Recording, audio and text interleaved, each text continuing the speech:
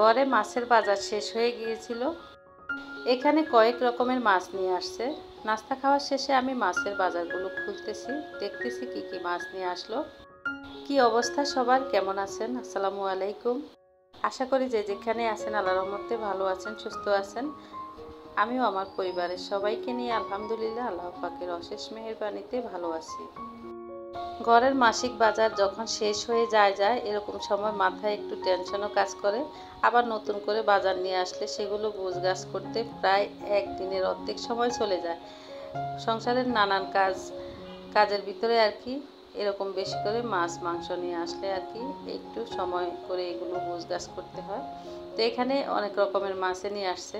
সকাল সকাল আমার মেয়েকে নিয়ে যখন ভার্সিটিতে যায় আমার হাজব্যান্ড, তো আসার সময় কারণ বাজারের ওই দিক দিয়ে আসে। তো যখনই ভালো মাছ চোখে পড়ে তখন তো নিয়ে আসে।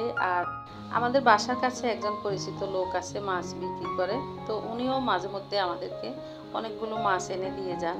তো এই কয়েকদিন আবার ওনার আশা পড়ে না, কি জন্য জানি আসে না। তো এই জন্যই মাছের বাজার একদমই শেষ হয়ে গেছে আর কি বাসায়। তো এখানে ইলিশ মাছ নিয়ে আসছে 3টা, একটু মাঝারি সাইজের, বেশি ছোট না। আর পোয়া মাছ, টাটকুনি মাছের বাচ্চা, তেলাপিয়া মাছ, কই মাছ, এই তো এই সমস্ত মাছগুলো নিয়ে আসছে।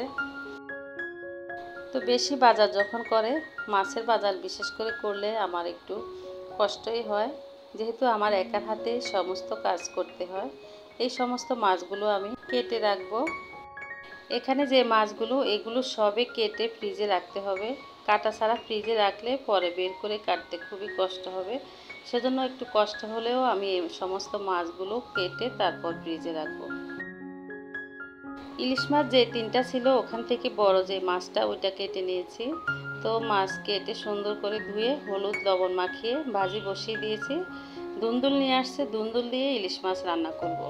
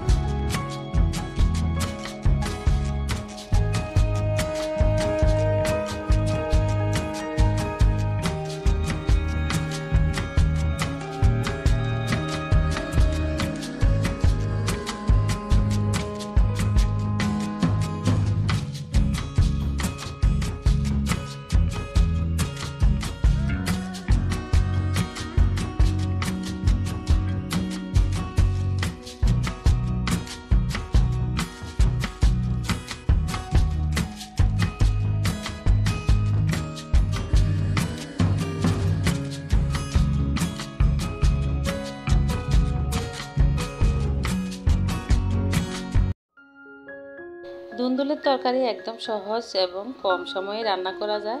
তো আমি মাছ কাটার ফাঁকে ফাঁকে তরকারিটা রান্না করে ফেলছি, ভাতও রান্না করে নিয়েছি। যেহেতু মাছ কাটলে আমার দেরি হবে, সেজন্য ফাঁকে ফাঁকে রান্নাটাও শেষ করে নিয়েছি।